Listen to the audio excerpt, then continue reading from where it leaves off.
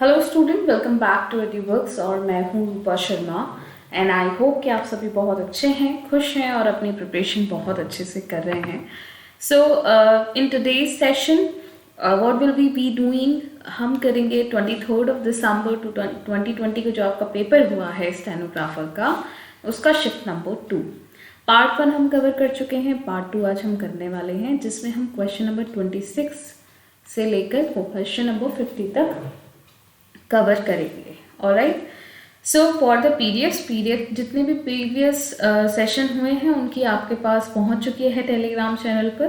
तो अगर आपने अब तक नहीं देखा है तो जाकर चेक कर लीजिए, बिकॉज ये सारी चीज़ें मोस्टली मैं अपडेट यहीं पर करती हूँ।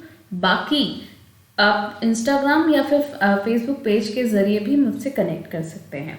So do join the Telegram channel and other social media platform for all the updates. Question number 1 यानी कि ये क्वेश्चन नंबर 26 है ना। तो याद रखिएगा 26 से आगे बढ़ेंगे, बट नंबरिंग मैंने 1 2 3 4 अप टू 25 ही की हुई है। So this is the first question based on analogy, the number analogy जो कि आपसे पूछा जाता है। तो यहाँ पर जो फर्स्ट आपका नंबर है उसका रिलेशन दिया गया है सेकेंड नंबर से। तो आपको बताना है कि सेकेंड नंबर का रिलेशन, जो थर्ड नंबर है उसका रिलेशन किस तरीके से बनेगा। तो यहाँ पर देखिए नंबर्स को ध्यान से देखेंगे अगर आप, तो 2:9:3:1, 2 नंबर 18 और ये 3, ये कितना होता है 54। बट हमें क्या चाहिए 27। पर हमें ये भी पता है कि अगर हम इसका हाफ कर दें तो हमें 27 मिल जाएगा। तो बेसिकली उसने किया यही है कि इन सारी डिजिट्स का मल्टीप्लिकेशन किया, 5 4 जा 20, 22 जा 40 और उसके बाद उसको हाफ कर दिया, विल गिव यू 20। यानी कि यहाँ पर क्या आना चाहिए 20। That is given in option number D. Clear है। Come to the next question, question number 2 देखिए। क्वेश्चन नंबर 2 कहता है कोडिंग का क्वेश्चन है। कोडिंग डिकोडिंग सवाल पूछे जाते हैं आपसे। तो यहाँ पे चिमेरा का कोड दिया गया है। तो चिमेरा को अगर आप लिखेंगे CHIMERA, यहाँ पर कोड लिख लीजिए। जो प्लेस वैल्यूज होती हैं उनको लिखेंगे सबसे पहले। तो ये 9, this is 13, this is 5, and R की प्लेस वैल्यू 18 और 1 होती है ए की प्लेस वैल्यू। अब अगर आप ध्यान से देखेंगे तो ये रिवर्स ऑर्डर में दिखाई देंगे, सेम वही सारे नंबर्स हैं जो प्लेस वैल्यूज के नंबर्स हैं, बस इनको क्या किया गया रिवर्स ऑर्डर में लिख दिया गया है। तो ये कुछ इस तरह से आपको दिखाई देगा।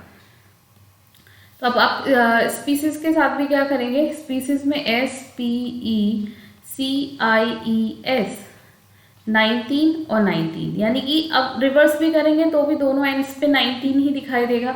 दोनों एंड्स पे 19 आपको सिर्फ ऑप्शन नंबर बी में दिखाई दे रहा है। तो ये तो है अप्रोच और द ऑब्जर्वेशन, जिससे आप कम समय में सवाल कर सकते हैं। और अगर आप समझना चाहते हैं तो देखिए सब इसी का करेंगे। एक ऑर्डिनरी बच्चा जिसको स्मार्ट अप्रोच नहीं पता है वो यही करेगा, पहले सबकी प्लेस वैल्यू लिखेगा, फिर उनको रिवर्स ऑर्डर में लिखेगा, फिर जाकर चेक करेगा कि ये ऑर्डर कहाँ पर बन रहा है ना। तो हमें ये नहीं करना है, हमें कोशिश करनी है अपना वक्त बचाने की। नेक्स्ट क्वेश्चन पर आते हैं। नेक्स्ट क्वेश्चन आपका दिया गया है 5 students ABCDE of grade 12 are writing their final exam. The student A finished his exam before the student B. तो ये एक जो ऑर्डर एंड रैंकिंग का चैप्टर है उससे रिलेटेड सवाल है। एक ऑर्डर में लगाएंगे इनको। जो ए का एग्जाम है वो किससे पहले खत्म हो गया है, वो पहले खत्म हो गया है बी से, लेकिन सी के बाद में खत्म हुआ है। तो कुछ इस तरह से ऑर्डर बनेगी। डी का फिनिश हुआ ई से पहले बट आफ्टर बी। तो यहाँ पर क्या आ जाएगा, इस तरह से आ जाएगा। तो 5 ऑर्डर बन गया कि नहीं बन गया यहाँ पर। अब पूछ रहा है who completed there exam first, who completed his exam आएगा यहाँ पर, हिज और हर, क्योंकि स्टूडेंट की बात हो रही है। फर्स्ट अमंग 5 स्टूडेंट, तो सी ने सबसे पहले खत्म किया है। आंसर क्या आ जाएगा option number B. Now come to the next question. ये फिर से एनालॉजी का सवाल है, लेटर क्लस्टर बेस्ड है। तो GDC यानी कि 7 4 और 3, GDC, इसका रिलेशन दिया गया है 1 5 and 25, दैट्स मीन AENY। अब यहाँ देखें -6, यहाँ पर +1, यहाँ पर अगर देखेंगे तो 3 - 4 अगर मैं कर दूँ तो -1 बचेगा, और -1 का मतलब क्या हो जाता है 25, क्योंकि हम लेटर्स में देख रहे हैं, नंबर्स में नहीं। तो y की प्लेस वैल्यू 25 होती है, यानी यहाँ पर किया गया -4। तो जिस तरह से यहाँ पर ये नंबर्स माइनस प्लस किए गए हैं, वैसे ही आप RON में भी करेंगे। सो RON यानी कि 18, 15 and 14। So -6 will give you what 12, यानी कि L की प्लेस वैल्यू। तो 2 ऑप्शन एलिमिनेट हो गए। नाउ लास्ट वाला चेक कर लेते हैं, -4 that will give you 10, J की place value that is given in option number D only, यही सही हो जाएगा। A फिर से एलिमिनेट। यहाँ से क्रॉस चेक करना चाहते हैं तो बिल्कुल करें, 16, और ये आ जाएगा P that is also given in option number D, correct. Question number 5 पर आते हैं। ये अगेन आपका ऑर्डर बेस्ड क्वेश्चन है, हाइट के बेस पे दिया गया है। तो देखिए कहता है Rama is taller than Sahu, Rama जो है साहू से टॉलर है। Manoj is shorter then Dinesh, यानी कि दिनेश किससे बड़ा है, मनोज से, लंबा। Okay, Dinesh is taller than तारा, दिनेश तारा से यहाँ पर टॉलर है, but shorter than Sahu, Sahu से शॉर्टर है। तो कुछ यहाँ पे इस तरह से लिख सकते हैं हम। अच्छा, अब यहाँ पर दिनेश तारा और मनोज, M फॉर मनोज, ये दोनों से बड़ा है, बट हमें नहीं पता कि कौन पहले आएगा तारा में और मनोज में से पहले, उसके लिए हमें चेक करना पड़ेगा। कैलाश इज शॉर्टर देन तारा, कैलाश तारा से शॉर्टर है, यानी कि तारा कैलाश से लंबी हो गई, बट टॉलर देन मनोज, कौन, कैलाश। तो ये M आ जाएगा, यानी कि T के बाद K और फिर K के बाद M आप लगाएंगे। तो ये क्लियर हो गया, यहाँ पर T के बाद K और K के बाद M, ये ऐसे आएगा। Now Tara is shorter than Sahu, Tara Sahu से शॉर्टर है, तो वो ऑलरेडी दिया गया है। हु इज द शॉर्टेस्ट ये पूछा है, तो Manoj will be the shortest, यानी कि ऑप्शन नंबर C, क्लियर। अगले क्वेश्चन पर मूव कर जाते हैं। नेक्स्ट क्वेश्चन देखिए। अगला सवाल अगेन लेटर क्लस्टर पर बेस्ड है, बट सवाल किस तरह से दिया गया है, सवाल दिया गया है आपके ऑड वन आउट पर। तो वही प्लेस वैल्यूज ही चेक करेंगे, 1, 5, 8 और 10। इनके डिफरेंस देखिए, +3, अगेन +3, और यहाँ पर +2, यहाँ पर +4 होगा, 4 हुआ, फिर +3 और फिर +2।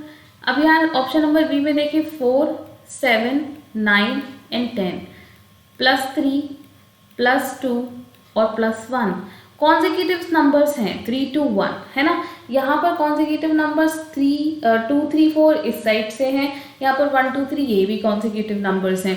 तो यहाँ पर देखिए 12, 17, 21 एंड 24, +3, +4 एंड +5। अगेन ये भी कॉन्जिक्यूटिव नंबर्स हैं।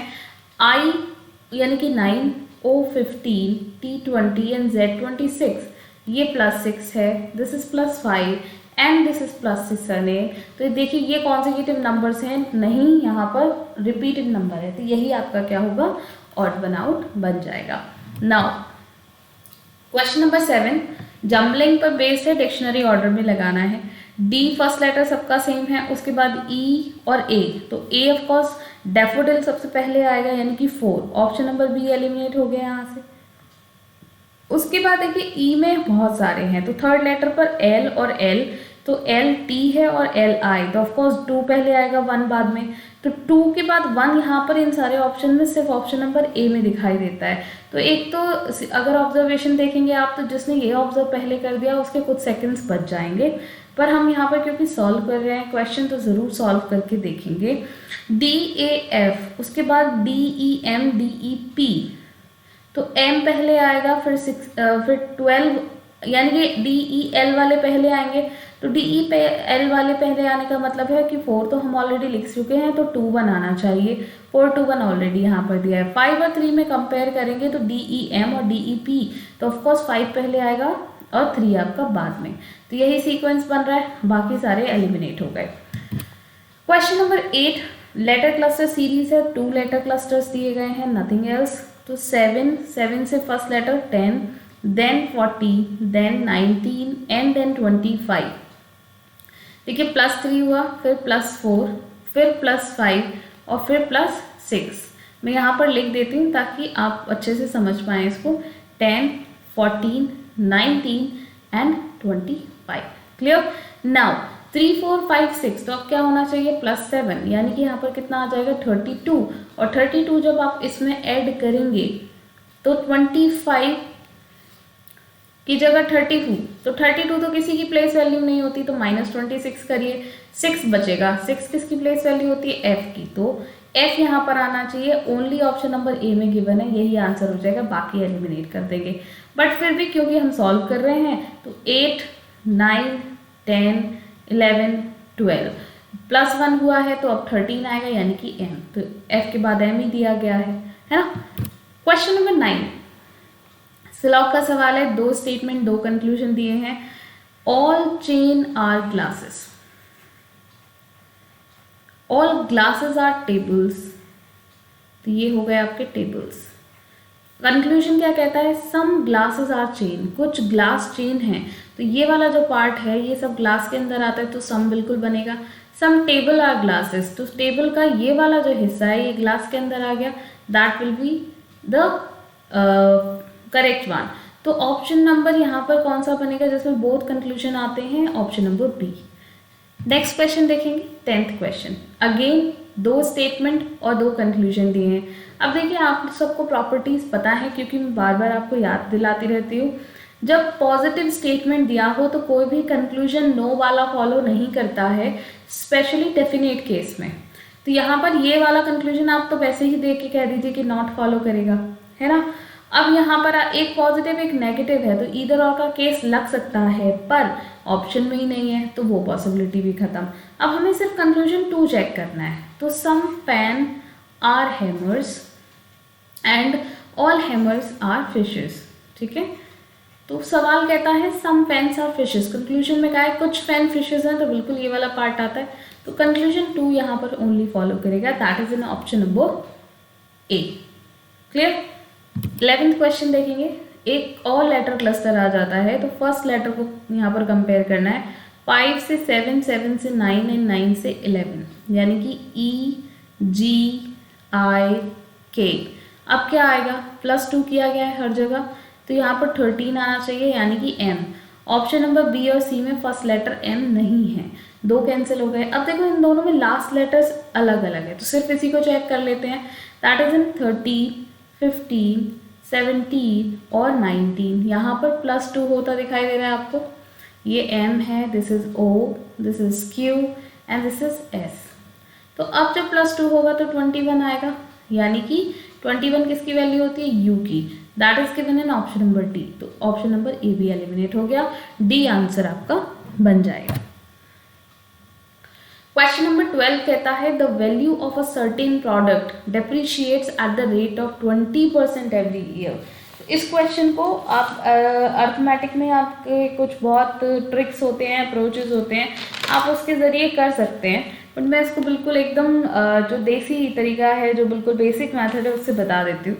उसने कहा है कि एक सर्टेन वैल्यू होती है किसी प्रोडक्ट की जो हर साल 20% डेप्रिशिएट हो रही है, यानी कि घट रही है। So it was purchase 3 years ago, 3 साल पहले कोई आइटम खरीदा गया, प्रेजेंट वैल्यू उसकी 10,000 है, यानी कि 20% 3 साल तक डिक्रीज होकर 10,000 रह गई। तो ये तो समझ में आ गया, और ऑप्शन भी कह रहे हैं कि 10,000 से वैल्यू ज़्यादा आएगी, तो उसने अप्रॉक्सीमेट परचेज प्राइस पूछा है। मान लीजिए 3 साल पहले उसकी वैल्यू क्या थी, x, अब 20% डिक्रीज हुआ तो 80/100, और 80/100 को मैं क्या लिख सकती हूँ, 4/5। उसके बाद ये जो वैल्यू है अगले साल जाके फिर 4/5 रह गई होगी, 20% डिक्रीज, और फिर उससे तीसरे साल जाकर फिर अगेन 4/5, तब जाके कहीं कितनी बनी, 10,000, है ना।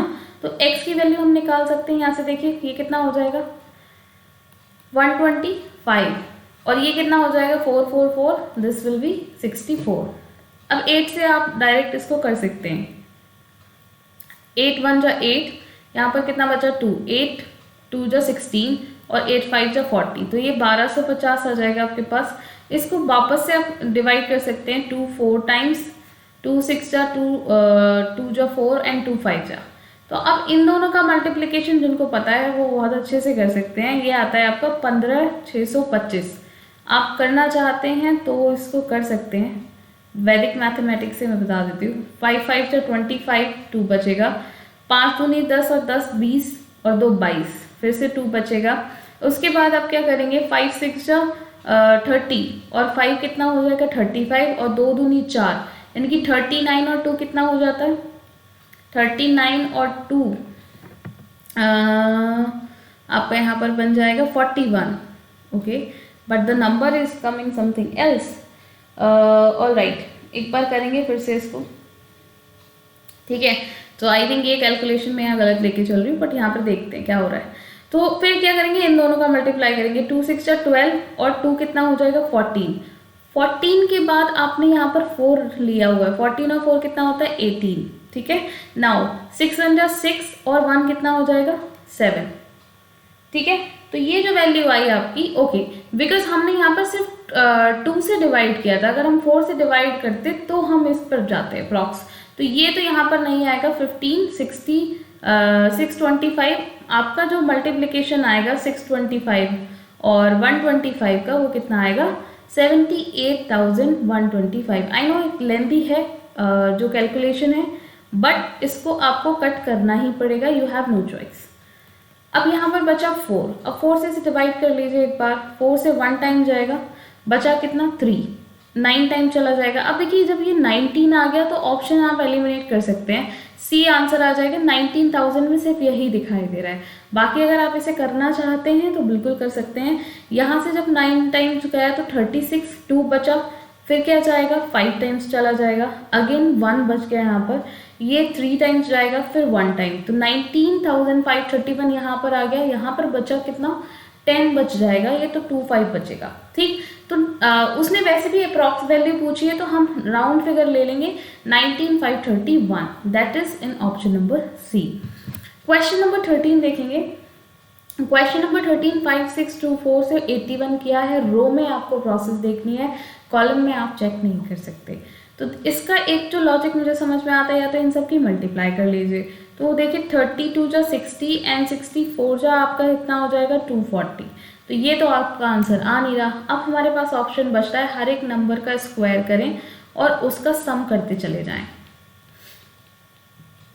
That should be equal to 81। 25 plus 36 plus 4 plus 16, ये 81 आना चाहिए। तो ये देखिए यहाँ पर 6 5 11, ये 61 हो गया और ये कितना हो जाएगा 20। तो अगेन 61 और 20 का सम कितना होता है 81।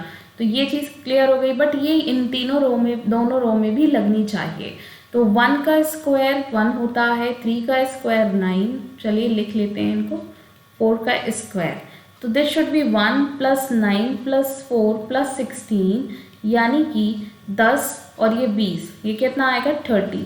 30 ऑप्शन सी में दिया है, बट ये तभी प्रूफ होगा जब रो 3 में भी ये प्रोसेस चलता हो। तो 2 का स्क्वायर प्लस 3 का स्क्वायर प्लस 1 का स्क्वायर एंड प्लस 5 का square should be equal to 39। 4 plus 9 plus 1 plus 25, this is 10 और ये 29। तो अगेन यहाँ पर 39 आ गया, यानी कि हम जो सोच रहे हैं, जो प्रोसेस लगा रहे हैं, वो बिल्कुल यहाँ फॉलो करता है। Option number C correct answer यहाँ पर बन जाएगा। क्लियर है सभी को? चलिए नेक्स्ट क्वेश्चन पे मूव करते हैं। Question number 14। 5 एनिमल हैं, अपने अपने केव्स में हैं किसी सर्टेन जू में। तो जो उनके केजेस हैं, जिनके उनके जो पिंजड़े हैं वो रो में लगाए गए हैं, एक पंक्ति में लगाए गए हैं। सो उसने कहा है monkey is at the extreme end of the row. मान लीजिए 5 एनिमल है तो 5 केजी होंगे, ठीक। अब मंकी इस एंड पर भी हो सकता है और मंकी इस एंड पर भी हो सकता है। अच्छा, नेक्स्ट लाइन देखेंगे। Cow is at the immediate left of deer. Deer के इमीडिएट लेफ्ट में काउ है। Lion is at the extreme right end of the row. तो अब ये वाली पॉसिबिलिटी खत्म हो गई क्योंकि लाइन फिक्स हो गया एक्सट्रीम राइट एंड पर। तो सी डी की अगर हम देखें तो सी डी यहाँ पर भी आ सकता है और सी डी यहाँ पर भी आ सकता है। अगली लाइन पढ़ते हैं। जो फॉक्स है is exactly between deer and lion. तो लाइन ये है तो डियर आपको यहाँ पर रखना पड़ेगा, तब जाके फॉक्स यहाँ फिट बैठेगी। क्यों? क्योंकि डियर और लाइन के बीच में फॉक्स है। तो सी यहाँ पर ऑलरेडी आ गया ऑटोमेटिकली, दैट इज काउ।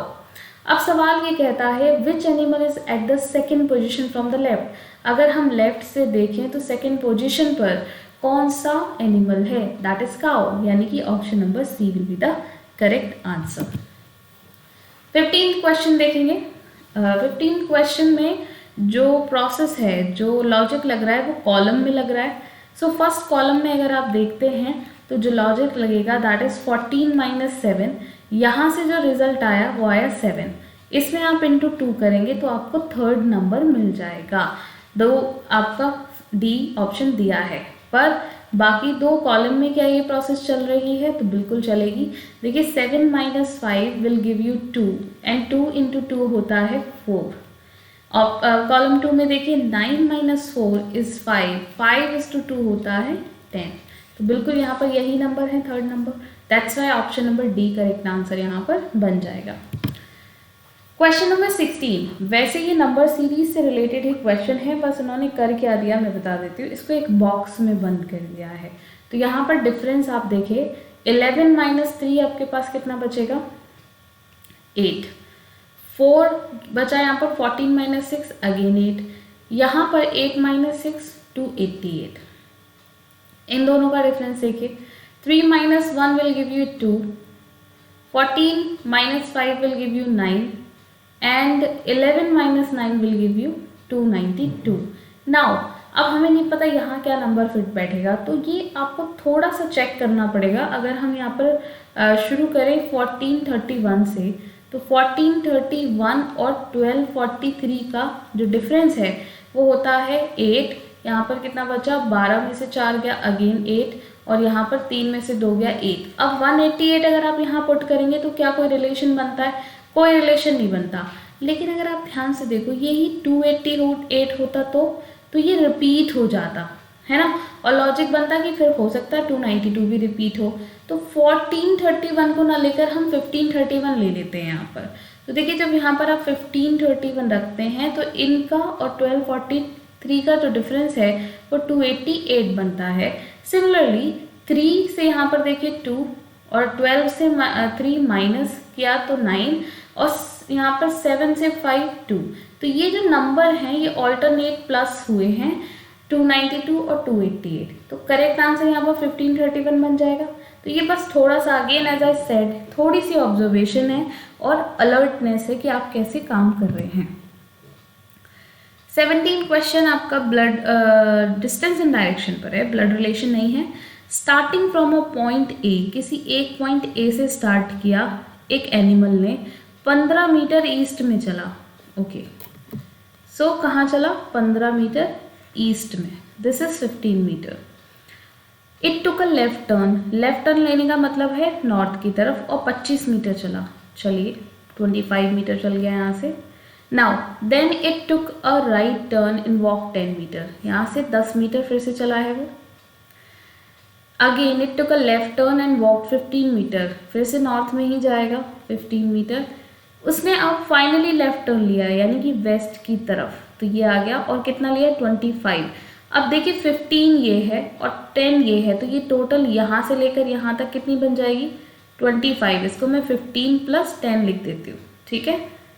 चलिए so he what is he asking, how far and in which direction is the animal now from the starting point A. तो ए से ये कितनी दूर है, ये डिस्टेंस क्या हो जाएगी 20, 15 ये है और 25 ये, तो 15 प्लस 25 विल गिव यू 40। और कौन सी डायरेक्शन में है, उसने पूछा है स्टार्टिंग पॉइंट से, तो स्टार्टिंग पॉइंट से नॉर्थ में है, तो north direction will be the correct answer, option number A.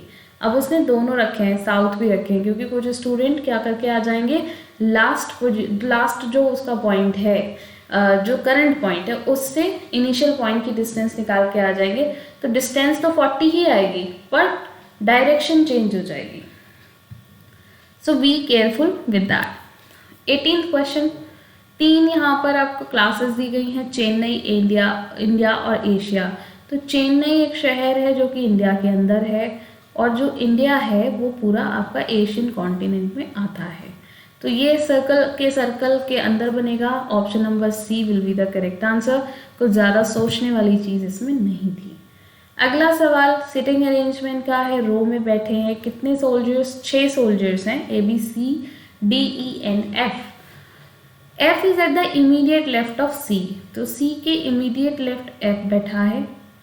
अब F and E are at extreme ends, मान लीजिए F इस एंड पर है, तो 1 2 3 4 5 6, 1 2 3 4 5 6, तो E यहाँ पर आ जाएगा। सिमिलरली यहाँ से इस तरफ की तरफ भी बात चल सकती थी, बट हम इसी को कंसिडर कर लेते हैं पहले। चलिए मैं बना ही देती हूँ ये, तो E यहाँ पर। अब C क्योंकि इमीडिएट लेफ्ट राइट में पड़ रहा है, तो ये कंडीशन यहाँ पर वैसे ही फर्स्ट केस से ही कैंसिल हो जाती है, पॉसिबल ही नहीं है वो, है ना। उसने कहा C is exactly between F and B, तो यहाँ पर B रखना है आपको, तभी ये बीच में आएगा। A is at the immediate left of D, D के इमीडिएट लेफ्ट में A का होना, मतलब इस तरह से अरेंजमेंट बनेगी। E is at the immediate right of D, तो बिल्कुल करेक्ट है। Which soldier is at the 4th position from the right end, तो यहाँ से आपको काउंट करना है, ये आपका राइट एंड है। 1 2 3 4, क्या आ जाएगा? B, यानी कि ऑप्शन नंबर D। क्लियर है? नेक्स्ट देखिए 20th क्वेश्चन, ब्लड रिलेशन आ गया है अब। Sushala and Mala are sisters, दोनों सिस्टर्स हैं। Their mother Mahadevi has a brother, इन दोनों की एक मदर है महादेवी, इसको महाडी लिख देते हैं। उनका एक भाई है जिसका नाम यहाँ पर बिंदु दिया है, ठीक है, जेंडर हो गया मेल। बिंदु की जो शादी हुई वो सरू से हुई। सरू हैज़ 2 सन्स, यानी कि बिंदु और सरू के 2 बेटे हैं, देव और Ram. Bhim is the father in law of सरू, फादर इन लॉ हैं सरू के, इसका मतलब बिंदु के फादर हैं कौन? भीम। तो पूछ रहा है how is Bhim related to Mala. Bhim की बेटी, यानी कि जो महादेवी है वो भीम की बेटी हो गई, और उनकी बेटी कौन है? माला। तो वो किस तरह से रिलेटेड रह गए यहाँ पर? यहाँ पर देखिए ग्रैंडफादर दिया है, तो ये यहाँ पर अब दादाजी इसलिए नहीं कह सकते, दादा और नाना दोनों रखना पड़ेगा, क्योंकि मम्मी की बच्चियां हैं ये, यानी कि मम्मी के फादर की बात हो रही है यहाँ पर, तो वो नाना आएंगे यहाँ पर, तो उसको ग्रैंडफादर का मतलब यहाँ पर जब मैटरनल और पैटर्नल शो ना करे तो दोनों होता है हिंदी में, दादा और नाना, ठीक है। अगर वो स्पेसिफिक करता है कि मैटरनल ग्रैंडफादर और द पैटर्नल ग्रैंडफादर, तो आप स्पेसिफाई कर सकते हैं, but when he is saying that grandfather, तो उसमें दोनों चीजें आपको इंक्लूड करनी पड़ेगी। क्वेश्चन नंबर 21 देखिए, फिगर सीरीज है, ट्राइंगल टर्न हो रहा है क्लॉकवाइज 90 डिग्री। तो अब ये तो सिंपल है कि ये यहाँ पर जब आएगा तो कुछ इस तरह से दिखाई देगा, तो इस तरह से यहाँ पर दिखाई देने वाले, यानी कि वेस्ट की तरफ पॉइंट इसका फेस करेगा। ऑप्शन नंबर सी एलिमिनेटेड और option number be eliminated. Now this circle, ये जो सर्कल है कॉर्नर पर, ये क्लॉकवाइज मूव कर रहा है फिर से 9 हर पॉइंट पर, यहाँ से इस एज पर आ गया, फिर इस वाले कॉर्नर पर, तो अब इस कॉर्नर पर दिखाई देगा। अगर मैं इसको यहाँ बंद कर लेती हूँ तो ये यहाँ आ जाएगा। ये दोनों ही फिगर में एक जैसा दिया है। अब अंदर वाला जो सर्कल है उसका एक तो ऑप्शन नंबर डी कहता है कि नीचे वाला डार्क साइड होगा, और ऑप्शन नंबर ए कहता है ऊपर वाला साइड डार्क होगा। सेमी हाफ कर दिया सर्कल को, तो हाफ सर्कल डार्क है, हाफ सर्कल ब्लैक। तो देखिए ये भी रोटेट कर रहा है अपनी जगह पर, ये रोटेट कर रहा है एंटी क्लॉकवाइज। तो जब ये एंटी क्लॉकवाइज रोटेट कर रहा है तो ऐसे करके फिर कैसे हो गया, ऐसे, फिर उसके बाद ऐसे, यानी कि 90 डिग्री। तो अब जब आएगा तो वो कुछ इस तरह से आएगा, यानी कि ऊपर वाला साइड उसका डार्क बनेगा। ऑलराइट, सो ऊपर वाला पार्ट जब यहाँ पर डार्क बनेगा तो इसका मतलब क्या हो जाता है, option number A will be the correct answer.